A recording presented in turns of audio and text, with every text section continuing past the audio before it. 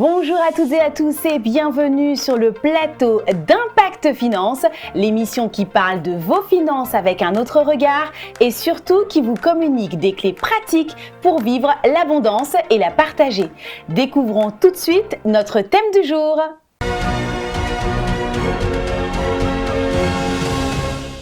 Vous l'avez découvert, notre thème du jour, la mentalité de ceux qui réussissent.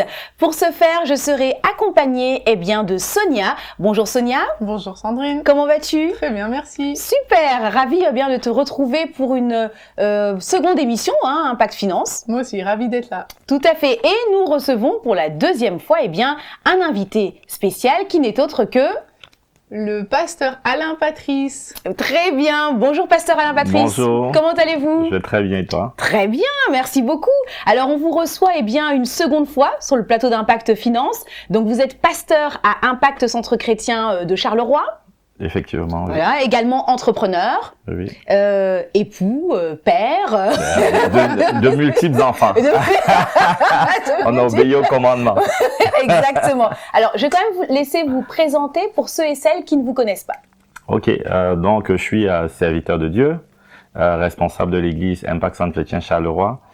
Également, je suis père de 3 enfants et époux d'une magnifique épouse, donc Gaëlle Galleux. Et donc en parallèle, là c'est mon premier job, être père de famille et être père de famille spirituelle également, être berger, on va dire ça comme ça. Et donc en parallèle, je suis donc multi-entrepreneur, donc j'ai plusieurs entreprises dont je suis cofondateur et dirigeant. Donc j'ai plusieurs entreprises. Je vais parler donc de la société de conseil. Donc c'est une société qui a vu le jour il y a 5 ans et aujourd'hui qui a connu plutôt une belle croissance, qui est basée à La Défense en France et qui a environ 80 collaborateurs pour en 2022 un peu moins de 14 millions d'euros de chiffre d'affaires. Également avec mon associé, d'ailleurs le même associé, j'ai une société de private equity, donc c'est une société qui prend des participations dans d'autres sociétés. Donc, si vous m'écoutez et que vous avez des sociétés, pas des idées de business, parce que les idées, je peux vous en donner, mais des sociétés qui marchent déjà, vous avez des chiffres à me présenter. Nous sommes preneurs de ceux qui ont besoin soit d'investissement ou d'accompagnement pour pouvoir scaler et passer à un autre niveau.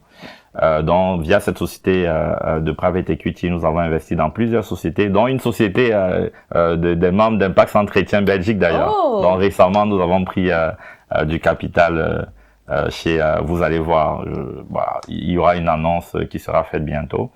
Donc, pour dire qu'on est vraiment ouvert à investir dans différentes sociétés via notre société. L'ensemble des sociétés que nous possédons valent plusieurs millions d'euros à travers cette société de private equity. Nous faisons également dans l'immobilier. Nous avons des biens dans différents pays, que ce soit des immeubles ou des appartements. Et très récemment, nous avons décidé de nous lancer dans la promotion immobilière. Donc nous faisons du neuf pour des particuliers en France. D'accord. En France et plus particulièrement en Île-de-France. Et donc à côté il y a d'autres structures que nous avons, mais donc par exemple une société qui va être dans l'assurance que nous sommes en train de monter, de mettre en place, et ça va s'occuper d'assurer en fait les personnes qui sont dans l'informel en Afrique, parce qu'aujourd'hui il n'y a pas d'assurance pour ce secteur. Et donc on veut être des pionniers et apporter une solution innovante dans ce domaine. Donc nous sommes à la fois dans le domaine du marketing, le domaine mortuaire même, le domaine de la mode, du luxe, de l'immobilier. Donc vraiment on fait tout. Voilà, on fait vraiment tout. On fait beaucoup de choses en tout cas. Voilà, par la grâce de Dieu. Par la grâce de Dieu. Ben dis donc, Wow. belle présentation. Très intéressant et c'est très bien. Alors sans plus tarder, on va entrer dans le vif du sujet c'est bien parce que le fait d'avoir aussi pasteur Alain Patrice parler de ses différentes casquettes, ça nous permet d'embrayer sur justement ce thème de la mentalité finalement de l'entrepreneur, la mentalité pour réussir en affaires. Donc quand on parle de mentalité, on parle de mindset, on parle d'état d'esprit. Pourquoi c'est important de développer une mentalité pour réussir?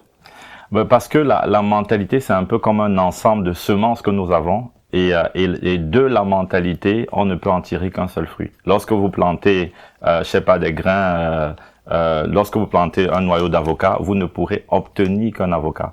Donc la mentalité, c'est vraiment la semence du succès. Et lorsqu'on plante la bonne mentalité, on a le succès. Lorsqu'on plante la mauvaise mentalité, on a l'échec.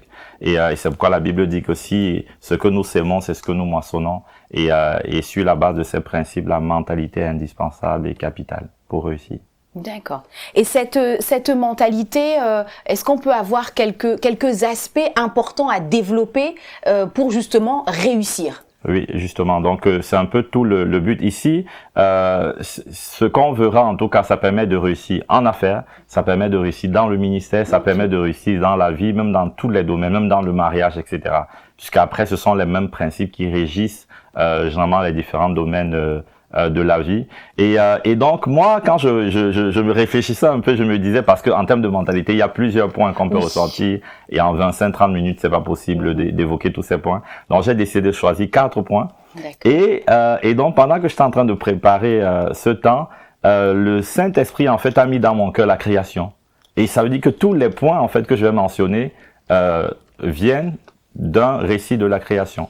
Et donc, je me suis inspiré de Dieu et de son œuvre à la création pour essayer de voir dans chacune des actions qu'il a posées quel est le principe qui soutenait ces actions-là. D'accord. Et quelle est la mentalité qu'il avait et qui a permis de pouvoir réussir tout ce que nous voyons. Parce que tout ce que nous voyons, c'est quand même l'être humain, c'est quelque chose de complexe.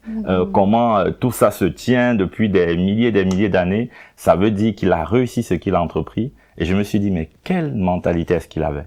Et donc la première mentalité que j'ai vue, c'est que il y a un verset, il y a plusieurs dans le même récit. J'ai vu tellement de choses, j'ai dit waouh Seigneur. Et donc moi j'ai vu Dieu regarde, la Bible dit que Dieu regarde la terre et il voit que il n'y a pas d'herbe, il n'y a pas d'arbre, et il dit que la terre produise des arbres. Ça veut dire quoi? Ça veut dire que Dieu a regardé la terre, il n'y avait pas d'arbres. Comment est-ce qu'il a su qu'il n'y avait pas d'arbres? Parce qu'il avait vu les arbres en esprit. Et ça veut dire que le premier principe, c'est le principe de la vision. Donc Dieu a vu et c'est pourquoi il pouvait créer. Et donc la vision est un principe capital et clé. C'est ce qui a soutenu la création. Toute la création était dans l'esprit de Dieu. Oui. Et il a simplement appelé ce qui était dans son esprit. Ça veut dire qu'avant de réussir, il faut déjà voir la réussite. Voilà. La vision, c'est ta capacité à voir dans l'invisible comme Dieu. C'est ta capacité à voir le futur, à voir une version de toi dans le futur. C'est ta capacité à anticiper, voilà, ce qui va se produire demain. C'est ça la vision. Qu'est-ce que tu vois? C'est la question à laquelle répond la vision. Qu'est-ce que tu vois? Qu'est-ce que tu vois de ta vie, en fait, dans 5 ans, 10 ans, 15 ans, 20 ans? Qu'est-ce que tu vois de ton ministère, de tes finances? Qu'est-ce que tu vois? Et il y a certaines personnes qui vont dire, je me vois avoir juste 2000 €, avoir de quoi payer, mais tu vois, là, c'est une insulte à Dieu. C'est vraiment une insulte parce que la vision doit nous dépasser et la vision doit être à la hauteur de Dieu. La vision doit nous dépasser, la vision doit être à la hauteur de Dieu. Oui. D'accord. Et donc, on ne doit pas avoir une... Lorsque nous pouvons accomplir la vision, ce n'est pas la vision qui vient de Dieu. Oui. Ça veut dire qu'on n'a pas besoin de Dieu pour le faire. Ça veut dire que la vision doit nous dépasser. Et elle doit être à la hauteur de Dieu. La Bible dit même que financièrement, la Bible dit, mon Dieu pourvoira mes besoins selon sa richesse à lui. Amen. Ça veut dire que la source même financière que nous avons, c'est pas l'économie belge. C'est l'économie du royaume des cieux. Et donc, quand on est conscient de ça, on a une vision beaucoup plus large. On a une vision beaucoup plus grande. On a une vision beaucoup plus haute. Et donc, c'est qu'est-ce que tu vois? Et Dieu, lui, l'a vu. Et c'est pourquoi il a pu amener à la manifestation ce qu'il a vu. Donc le principe de la vision, c'est un peu comme, c'est vraiment un élément clé parce que c'est un peu comme quelqu'un qui a une très belle voiture, une voiture puissante, mais qui est dans le brouillard. Et donc parce qu'il est dans le brouillard, le risque en tout cas de faire un accident, il est quasi de 100%. Si le brouillard est vraiment épais, il est quasiment de 100%. Et c'est pareil, nous on a énormément de talent, énormément de grâce et énormément d'opportunités. Et nous appartenons à une merveilleuse famille Impact Centre Chrétien avec aussi beaucoup de grâce. Mais tout cela, c'est comme une voiture. Le problème de plusieurs, c'est qu'ils n'ont pas de vision. Ils sont dans un brouillard. Et à certaines personnes qui se disent pasteur, j'entends bien, mais quand je regarde, je ne vois pas, je me sens comme limité ou bien j'arrive pas à voir. Est-ce que cette vision peut se rechercher et doit se rechercher dans la prière? Oui, elle doit se rechercher dans la prière. Déjà, le fait de s'exposer à la présence de Dieu, ça fait énormément de bien, de s'exposer à la parole de Dieu. Ça va nous amener à commencer. La Bible dit que lorsque nous contemplons, nous devenons ce que nous contemplons. Ça veut dire que nous commençons à devenir comme Dieu. Dieu déteint sur nous. Et Dieu, nous, on n'a pas un petit Dieu, on a un grand Dieu. Oui. Et il ne peut pas avoir des pensées. C'est pourquoi quand certaines personnes disent « Ah non, vraiment, tu as réussi », en fait, je rigole. Et je ne peux pas leur dire non, en fait. Je rends grâce à Dieu. Mais s'ils voyaient ce que je vois. C'est beaucoup plus grand. Et ça dépasse l'entendement humain. C'est vraiment très grand. Vraiment très grand. Voilà. Donc, je vois vraiment très grand. Et c'est ce que je vois. Et ce que je vois va s'accomplir. Et je sais que c'est soit moi, soit un des enfants que j'aurai enfanté dans la foi ou naturellement. Voilà. Qui va être multimilliardaire en euros. Et ça, je le vois. Je le vois. Et donc, parce que je le vois, pas à partir de ma perspective, mais à partir de la perspective de Dieu. Et donc, le fait de s'exposer à la présence de Dieu, à la parole de Dieu, nous permet de pouvoir dépasser, en fait, notre entourage et les contraintes que nous impose notre entourage. La deuxième des choses, c'est également le fait d'écouter des histoires inspirantes. Oui. Voilà, le fait de pouvoir, parce que souvent, lorsqu'on n'a pas vu quelqu'un qui a fait, on a du mal à se projeter. Tout à fait. Je rencontre souvent plusieurs personnes qui me disent que bon, après il y a des personnes qui ont fait plus que moi, hein, vraiment ne me méprenez surtout pas. Mais c'est ce que les personnes me disent en tout cas. C'était je ne savais pas que c'était possible en fait d'aimer Dieu et de pouvoir avoir un certain niveau de prospérité financière. Je ne savais pas parce que je ne voyais pas. Oui. Et maintenant que j'ai entendu l'histoire, maintenant que j'ai vu l'histoire, je crois que c'est possible. Et donc, plusieurs chrétiens me l'ont dit. Oui. Des chrétiens qui ne sont même pas forcément, qui m'ont contacté via différents réseaux, qui m'envoient des messages pour me dire vraiment merci. Là, on croit maintenant que c'est possible. Donc, le fait d'avoir, de pouvoir lire des histoires inspirantes nous donne de pouvoir voir au-delà de nos contraintes et de savoir que c'est possible.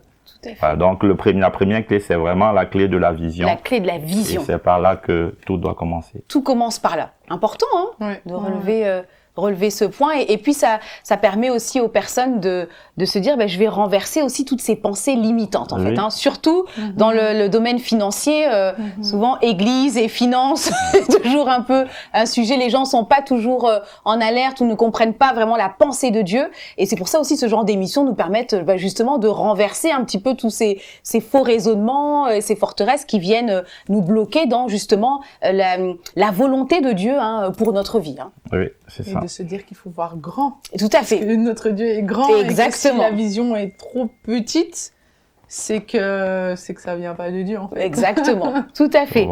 Alors, un autre point, puisqu'on a parlé de 4 points. Donc, le premier, c'est la vision. Oui. Et donc, le deuxième point, c'est que lorsque Dieu a vu, il a constaté. Donc, il avait vu dans l'esprit, il a constaté que c'est ce qui n'était pas physiquement. Et la Bible dit que Dieu dit. Yes. Le deuxième point, c'est la parole, la puissance de la parole. La puissance de nos paroles. La puissance de la parole. La parole est extrêmement puissante et est une arme redoutable dont les chrétiens ne se servent pas. En réfléchissant, je me suis rendu compte que tout le plan du salut s'est finalement résumé en la parole, en les confessions. Ça veut dire que Jésus est venu. Le Père a donné Jésus. Jésus est venu, il a vécu, il s'est fait battre, il s'est fait clouer, il est mort à la croix. Le Saint-Esprit a ressuscité Jésus pour qu'au final, pour avoir accès à tout ce qu'il a donné, c'est tu confesseras Jésus et tu seras sauvé. Ça parle de la puissance de la parole. Et c'est une clé qui est très souvent négligée. C'est vraiment sous-estimé, mais nos paroles sont pour beaucoup dans la réussite que nous avons. Et donc, en préparant cette émission, je me suis rendu compte que finalement, après tout ce que Jésus a fait, le plan du salut se résume à tu croiras dans ton cœur et tu confesseras de ta bouche. Vous savez que Jésus, il est venu, il est mort, il a été tapé, il a été crucifié, il a été ressuscité par le Saint-Esprit. On aurait pu avoir une clé différente pour pouvoir accéder à toute cette richesse, mais Dieu a résumé tout le plan du salut dans les confessions de notre bouche. Et donc, ça veut dire que la confession, elle est puissante. Les paroles sont puissantes. Et Dieu, les paroles sont extraordinaires. Pourquoi? Pour plusieurs raisons. Déjà, la première raison, c'est que les paroles ont les capacités de faire bouger les esprits. Ça veut dire que les esprits, c'est le véhicule, le transport que les démons ou les anges utilisent pour se déplacer, ce sont tes paroles. Lorsque tu dis des paroles négatives, tu es en train d'inviter des démons qui sont associés à ces paroles. Et c'est comme si tu donnes un carton d'invitation. Viens dans ma vie pourrir ma situation. Et lorsque tu dis des paroles positives qui sont en ligne avec la parole de Dieu, tu es en train de donner un véhicule également aux anges pour qu'ils viennent et qu'ils transforment la situation dans laquelle tu es. Parce que les paroles sont puissantes. La Bible dit que le Saint-Esprit se mouvait au-dessus de la terre. Mais le Saint-Esprit n'a rien fait. Pourtant, il était là. Il y a plusieurs qui sont dans la présence de Dieu. Le Saint-Esprit est avec eux. La puissance de Dieu est avec eux. Mais rien ne se passe jusqu'à ce qu'une parole est dite. Le Saint-Esprit rentre en action. Parce que le véhicule, c'est les paroles. Donc le véhicule que Dieu veut emprunter pour bénir, transformer ta situation et apporter la réussite, ce sont tes paroles. Les paroles. Les paroles. Donc les paroles sont vraiment puissantes. Il faut faire attention à nos confessions. Et quel type de paroles est-ce qu'on devrait arrêter de dire, par exemple? Tout ce qui n'est pas en ligne avec la parole de Dieu, tout ce qui nous rabaisse et tout ce qui est le résultat d'une âme qui est meurtrie, qui est contrie. Parce que lorsque nous passons par une situation difficile, il faut identifier la situation, mais il ne faut pas s'associer à la situation. Oui. Dès que tu décris la situation, quand tu veux parler du jeu, tu dois faire attention à ce qui suit. C'est pourquoi la Bible dit que celui qui est faible, ça veut dire que je constate la faiblesse autour de moi dans ma vie, mais disent je suis fort. Ça veut dire que je vais pas dire vraiment je suis pauvre, je suis feignant, je ne peux rien, je vais pas m'en sortir. Je peux dire actuellement l'économie c'est dur, mais je réussirai par la grâce de Dieu et l'assistance de son esprit. Ça veut dire qu'il faut faire attention à associer son identité, ce qu'on est et notre lendemain à la réalité. Il faut toujours dire la vérité et il faut constater la réalité. Mais il faut toujours dire la vérité. La vérité, c'est la parole de Dieu qui l'a définie. Il faut faire la parole de Dieu. La parole est extrêmement puissante. La parole également, Dieu a déposé la puissance créatrice au niveau de la parole. Ça veut dire qu'à travers la parole, je peux créer. À travers la parole, je peux détruire. À travers la parole, je peux donner la vie. À travers la parole, je peux donner la mort. C'est pour ça que la Bible dit que la vie et la mort sont au pouvoir de notre langue. Pas sur une autre langue. Parce que la langue n'a pas de pouvoir. La langue n'a pas de vie ou de mort. Mais le pouvoir de la langue, ce sont tes paroles. Et donc, ça veut dire que la vie sont associées à tes paroles. Maintenant, avec quoi est-ce que tu nourris ta destinée? Est-ce que tu nourris ta destinée avec la mort? Ou est-ce que tu nourris ta destinée avec la vie? Et on dit que celui qui choisit un des deux va manger le fruit de cela. Ça veut dire que si tu choisis la mort, tu mangeras le fruit. Peu importe les 72 heures. Les 48 heures, si on veut, on rajoute les 96 heures. Ta vie ne changera pas tant que ta confession n'est pas en ligne avec la vérité de Dieu. Et beaucoup annulent ce que Dieu a fait juste à travers leurs paroles. Donc Dieu tu viens, l'apôtre Ivan déclare des paroles que tu saisis, le pasteur Christian prie, tu saisis. Alors, il y a un ministère angélique qui est déployé parce que le véhicule que les anges utilisent, ce sont tes paroles ou les paroles, et donc qui est déployé. Et puis toi, tout de suite après, tu viens mettre en face une opposition. Toi, vraiment, c'est vrai que ça va maintenant, mais qui me dit que demain ça va aller? Tu ramènes des esprits et des démons compliqués qui viennent combattre les anges qui étaient déjà mobilisés pour travailler à ton service et en ta faveur. Et donc, c'est pourquoi la Bible dit que la parole, c'est comme un récipient également. On dit, au commencement était la parole était avec Dieu, la parole était Dieu. On dit, en elle était la vie. Ça veut dire que la vie, là, ce verre transporte l'eau et tes paroles transportent quelque chose. Ça transporte la vie ou la mort. Maintenant, si tu prends, tu la bois, ce que tu dis, c'est comme si tu es en train d'alimenter ta vie avec. Si dans tes paroles, c'est la mort, tu vas t'alimenter avec la mort. Si c'est la vie, tu vas t'alimenter avec la vie. C'est pourquoi Jésus-Christ est venu, la Bible dit, Jésus vient chez son ami Lazare. Il pleure, mais rien ne change. Il y a beaucoup de personnes qui se disent qu'à force d'essayer de toucher le côté émotif de Dieu, leur vie va changer. Dieu va pleurer avec toi. Tu me dis, Seigneur, tu vois que je souffre, vraiment, c'est dur, c'est dur. Tu pleures, Dieu pleure même avec toi. Mais Dieu ne pleure pas pour les mêmes raisons. Dieu pleure pour ton ignorance. Et la Bible dit que Jésus pleura, mais rien ne s'est passé. Les choses ont changé quand Jésus dit Lazare, quand la parole a été libérée. Le mouvement, le ministère des esprits est rentré en action. Et là, c'était une parole positive. Le ministère de l'esprit de vie est rentré en action. Donc, faisons attention à nos confessions. Parce que nos confessions, c'est ce qui trace notre vie, c'est ce qui détermine nos destinations et c'est ce qui façonne notre lendemain. Voilà, il y a plusieurs choses qu'on peut dire au sujet de la parole, mais la puissance de la parole, c'est l'une des clés de ceux qui réussissent sous la mentalité qu'ont ceux qui réussissent, qui font attention à ce qu'ils disent. Faire attention à ce que l'on dit. Et c'est vraiment un point capital, hein, je trouve important, parce que surtout, j'ai envie de dire, chez les enfants de Dieu, on peut passer beaucoup de temps dans la prière, on va se lever tôt, la prière matinale, faire les nocturnes de prière, assister à des programmes, et c'est dans ces temps où on déclare ce que Dieu dit, hein, la parole de Dieu, régulièrement, et puis finalement, juste après, ça peut être au travail, une situation, ou bien une facture qui arrive, ou bien l'entreprise qui, les débuts peut-être un peu difficile, du coup on se met à dire des paroles qui viennent finalement annuler en fait tout ce que finalement Dieu avait prévu. Donc c'est vraiment une clé capitale. Ouais, c'est très capital. Et Jacques nous dit que le bateau, on dit que peu importe les tempêtes qui s'abattent sur un bateau, ce qui détermine la direction, c'est le gouvernail. Et on dit que le gouvernail, c'est la langue. Ça veut dire que ce ne sont pas les épreuves qui déterminent nos destinations, mais c'est ce qu'on fait de notre gouvernail. Si on décide d'aligner notre gouvernail sur on décide de les aligner sur la même base que les épreuves, on va vivre justement l'échec, la catastrophe, etc. Mais si on les aligne sur la vérité de Dieu, notre environnement sera changé et transformé. Donc il faut arrêter avec des thèmes, je suis dépassé, ça ne va pas aller, c'est trop dur pour moi. Il faut arrêter, non, on ne va pas s'en sortir. Ici, en Belgique, les entreprises ne s'en sortent pas. Oui, ok, le constat dit que, mais moi, je serai différent. Amen. Et c'est pourquoi lorsque vous parlez même les paroles qui ne sont pas de Dieu, vous voyez que l'atmosphère autour de vous est saturée parce que vous avez invité. C'est des cartons d'invitation. Donc je veux ceux qui nous écoutent. À chaque fois que vous dites une parole mauvaise, dites-vous que vous êtes en train de donner un carton d'invitation à un démon. Pour qu'ils viennent et qu'ils habitent avec vous. Voilà. Et donc, il faut faire très attention aux paroles que nous prononçons. Et lorsque vous dites de bonnes choses sur votre vie, vous êtes en train de donner un carton d'invitation à un ange.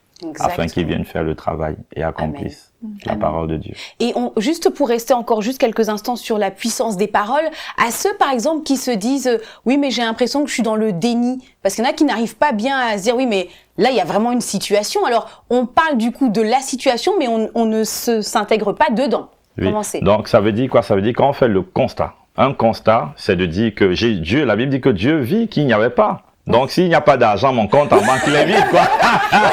on peut le dire. Ouais, mais mon compte, il n'est pas plein. Parce qu'il y en a aussi après qui partent carrément à l'opposé en se disant non, ce n'est pas vide. Non, non, il est vide. Non. Le compte en banque, il est vide, il est vide. Dieu vit qu'il n'y avait pas l'argent. Il l'a vu. Mais il a fait un constat, mais il ne sait pas, il n'a pas décidé que c'est ce qu'il identifiait, c'était son futur, c'est ce qui déterminait sa vie. Ça veut dire que c'est pour ça que la Bible dit qu'il faut faire attention. Dès que tu mets le jeu, fais attention à ce que tu mets par la suite. Alors, on dit que le faible dise je suis fort.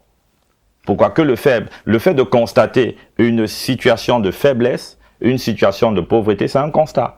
Mais il faut que tu finisses par dire que par cause ou grâce à l'œuvre achevée et complètement complète de Jésus-Christ, je reconnais que je suis fort. Je reconnais que je suis riche et je reconnais. Ça veut dire que la richesse, c'est pas quelque chose que je poursuis. La richesse, c'est quelque chose qui est en moi. Déjà. Oui, et donc, je reconnais, je m'identifie à ça. Et il faut aligner ces confessions. Sinon, on va créer un autre monde. Parce que on a souvent l'impression que notre futur est devant nous. C'est pas vrai. Le futur de toute chose est en elle-même. Et donc, et par tes confessions, tu amènes cela à l'existence, comme Dieu l'a fait. D'accord. Ah, c'est... Magnifique. Donc on retient déjà dans les deux premiers points qui ont été cités justement pour la mentalité de ceux qui réussissent. On a donc la vision et la puissance des paroles. Le point suivant. Ok, la Bible dit qu'une fois que Dieu a constaté que la terre n'avait pas d'herbe ni d'arbre, il a visualisé lui ce qu'il voulait, il a parlé, et la Bible dit que ce qui a été fait a été fait. Il y a d'autres principes là que je vais pas évoquer, je vais invoquer juste 4. Le troisième donc que je note, c'est qu'une fois que Dieu a fait ça, la Bible dit que Dieu vit que c'était bon. Et ça, c'est le principe de l'excellence. Parce que Dieu s'est arrêté pour évaluer la qualité de sa création. Et ça, c'est important, c'est que beaucoup de personnes sont médiocres, en fait. Beaucoup de personnes ne font pas les choses avec excellence. L'excellence, c'est le désir de faire plus que la moyenne. L'excellence, c'est le désir de toujours faire mieux, de toujours faire plus. L'excellence, c'est pas un état où on dit qu'on est arrivé, parce que l'excellence, ça dépend également de ses moyens, etc. Ça dépend de ses conditions. Ce qui est excellent aujourd'hui, en fonction de nos moyens, ce n'est pas le même niveau d'excellence, le même niveau d'exigence. Donc l'excellence, c'est d'abord un état d'esprit, le désir de toujours faire plus, de toujours faire mieux, de ne pas se contenter de ce qui est médiocre. Et beaucoup trop de personnes, lorsqu'ils se lancent en affaires, sont médiocres. Beaucoup trop de personnes sont médiocres.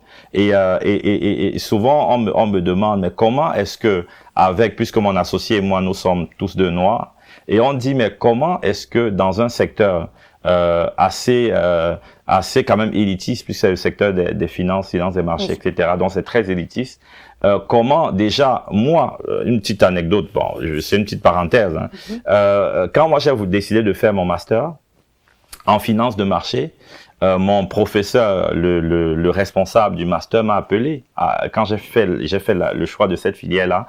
Il m'a dit, je ne suis pas raciste, mais je te parle en toute honnêteté. Ne va pas en finance de marché. J'ai dit pourquoi? Il me dit, et je vous dis, il me l'a dit.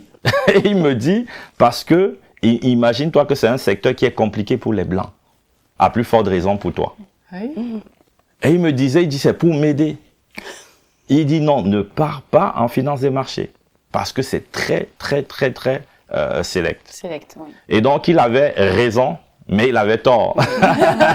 Il avait raison parce que c'était un constat vrai, mais il avait tort parce qu'il ne connaissait pas celui à qui il était en train de s'adresser. Exactement. Il ne savait pas que moi, j'étais d'un autre niveau, d'une autre ère, d'une autre dimension, et que alors que eux, ils sont alimentés par l'économie et ses réalités, moi, j'étais alimenté par le ciel. Amen. Et donc, lui, il parlait pour des employés. Oui. Et aujourd'hui, moi, je suis un employeur qui emploie des employés. Oui. Et peut-être même, si ça se trouve, je peux même l'employer aujourd'hui. Voilà. Donc, et donc, les gens me demandent souvent, mais comment est-ce que vous avez réussi, en tout cas, à vous faire accepter par les clients malgré tous les préjugés, malgré toutes les complications?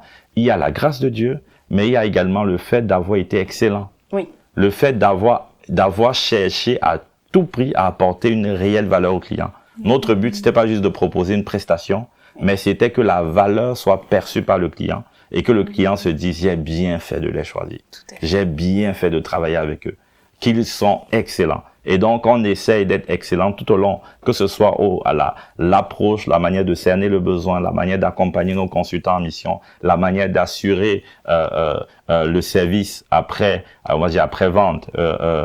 Donc, tout cela, on essaie vraiment d'être excellent et de donner de la valeur aux clients. Et donc, cette excellence en manque à beaucoup et est à l'origine de beaucoup d'échecs. Tout à fait. Et c'est tellement important de rappeler voilà, qu'il y a la grâce de Dieu et il y a aussi l'excellence. Une excellence et la grâce de Dieu, justement, qui viennent outrepasser, j'ai envie de dire, une couleur de peau ou des origines, parce que justement, il y a ce rendu aussi qui est qualitatif, qui fait que les clients, en fait, sont satisfaits. Et à ce moment-là, on regarde plus qui a fait, d'où il vient. On se dit juste, il y a la qualité, en fait, qui est là. Et c'est vrai, on est également porté par la grâce de Dieu. Donc, c'est vraiment une bonne chose. Donc, et on va donc passer au 4e et dernier point, justement, de la mentalité de ceux qui réussissent. Quel est-il? Donc, le 4e point, ce que j'ai choisi parmi toute cette mentalité que Dieu a développée à la création, c'est le fait qu'il se soit reposé. Et mais c'est pas le repos en fait. Le fait qu'il se soit reposé veut dire qu'il travaillait. Et donc, c'est le travail. Ceux qui réussissent sont des travailleurs. Ils travaillent plus que d'autres. Beaucoup de personnes se disent souvent qu'ils vont réussir juste par la grâce de Dieu. Mais ils oublient que la grâce de Dieu est multipliée par le travail. Paul disait, j'ai travaillé plus que tous. Après, il dit non pas moi, mais la grâce de Dieu. Vous savez que le travail et la grâce sont corrélés. Si tu veux pouvoir puiser dans toute la réserve de grâce qui est disponible pour réussir, il faut pouvoir travailler. Beaucoup trop de personnes sont paresseux. Beaucoup de chrétiens, là, parce qu'on parle aux chrétiens, mais pas que les chrétiens, mais aussi les chrétiens, en fait, se réfugient derrière la prière. Mais ils oublient que la prière, elle est importante. La prière, c'est même aussi un travail, mais c'est pas le seul travail. Oui. Oui. Et donc, il est important de pouvoir travailler et travailler beaucoup. Il y a plusieurs personnes qui disent souvent que Dieu en donne autant à ses serviteurs qui dorment pour dire qu'il ne faut pas beaucoup travailler. C'est faux. C'est pas ce que Dieu dit. C'est parce que la Bible recommande. Le travail est une bonne chose. Jésus lui-même travaillait. Le Père, on a vu qu'à la création, le Père a travaillé. Pour lui, c'est un travail où il a besoin de se reposer. Jésus dit que parce que mon Père travaille, moi également, je travaille. Donc le travail, c'est quelque chose que nous devons faire dans tous les domaines. Sans travail, on ne peut pas réussir. Moi, au niveau de... Lorsqu'il y a 5 ans, on a lancé notre société de conseil Optima Advisory, je dormais presque toutes les nuits à 2-3 heures. Et je devais me réveiller le matin pour m'occuper des enfants et les accompagner à l'école. Donc, je dormais presque toutes les nuits. Donc, je devais travailler beaucoup avec mon associé. On a dû beaucoup travailler. Ces derniers temps, depuis 2 ans, on ne travaille plus beaucoup. On ne travaille plus beaucoup. Mais à un moment, on a dû beaucoup travailler. Voilà. Donc, ce n'est pas Dieu qui va faire ton étude de marché. Oui. Ce n'est pas Dieu qui va essayer de connecter aux bonnes personnes. Ce n'est pas Dieu qui va essayer de faire une bonne prévision de ta trésorerie. Ce n'est pas Dieu qui va faire des démarches de prospection. Ce n'est pas Dieu qui va vendre ton produit. Ce n'est pas Dieu qui va exécuter la prestation selon les règles de l'art. Ce n'est pas Dieu qui va derrière essayer de... Ce n'est pas Dieu, il faut travailler. Il faut travailler. Dieu travaille. Ceux qui réussissent ont cette capacité à travailler beaucoup. Et donc, c'est un secret, malheureusement, qui échappe à beaucoup. Et il y a aussi beaucoup de vendeurs d'illusions sur Internet. C'est pourquoi je me suis levé pour être dans cette sphère-là. Malgré moi, malgré ma volonté. Parce que j'en avais vraiment marre, en fait, de me rendre compte que tu as des gens qui n'ont jamais rien fait, mais qui donnent des conseils à dormir debout, en fait. Viens et tu vas faire 50 000 € en une semaine. Ben, exactement. De chiffre d'affaires. Tout à fait. Je me permets, Pasteur Alain Patrice, on voit beaucoup maintenant de publicités. Hein. Moi, à un moment donné, ça affluait vraiment sur les réseaux, sur Internet. C'était tu ne veux rien faire, alors rejoins-moi à ma formation. Non mais alors, c'était tu ne veux rien faire et gagner autant.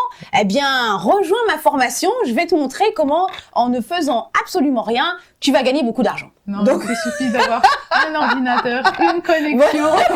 Tout à fait. C'est un peu ce qui est véhiculé aujourd'hui. Oui. Et du coup, c'est comme si aussi on crée une mentalité finalement d'entrepreneur ou voilà qui finalement, normalement, je dois faire pas grand chose et c'est censé marcher. Et puis donc il y en a qui s'engagent dans les affaires en se disant je comprends pas, j'ai l'impression que ça prend pas tout de suite, pourtant tel j'ai l'impression qu'il a rien fait, alors que c'est bien de rappeler que dans la mentalité justement de ceux qui réussissent, il y a le travail. Oui, et même tous les partenaires, les concurrents que nous avons sont des bosseurs, sont des travailleurs. Ils travaillent beaucoup. Tous ceux qui ont connu du succès travaillent. Aucun de ceux que je connais qui a réussi n'a réussi sans travailler. Tous ont beaucoup travaillé. Donc, il n'y a pas de secret. Dieu lui-même a travaillé. Paul, qui est un exemple pour plusieurs, il dit que son succès, il le doit au travail. Il le doit à la grâce, il le précise, mais il le doit au travail. Donc, la grâce et le travail. Et le travail a multiplié la grâce. D'accord. Très bien. Très intéressant. Merci pour ces 4 points de la mentalité de ceux qui réussissent.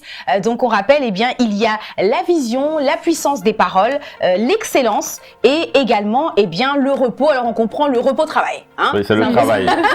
Il n'y a même pas le repos, c'est le travail. J'ai juste pris ce point pour dire que Dieu, du point de vue de Dieu, il est en train de travailler. Il s'est reposé parce qu'il travaillait. Oui. Très bien. Donc on reprend, donc on a vision, puissance des paroles, excellence et le travail. Le travail. Voilà, exactement. L'émission touche à sa fin. Merci encore, Pasteur Alain Patrice. Je t'en prie. Merci également à toi, Sonia. Merci Sandrine. Merci. Exactement. Et puis, on se retrouvera, qui sait, pour une prochaine émission. Avec plaisir. En tout cas, nous, on attend avec impatience pour avoir la suite voilà, de ce qu'on n'a pas peut-être pu poser comme question ou autre, de pouvoir le reprendre dans une prochaine émission. Exactement. Avec plaisir. Merci beaucoup.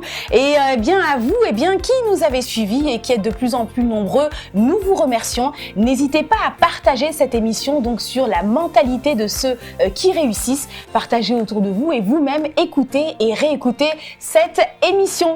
Voilà, l'émission Impact Finance est terminée. Je vous dis à très bientôt pour une prochaine émission et n'oubliez pas, Impact Finance, vivre l'abondance et la partager.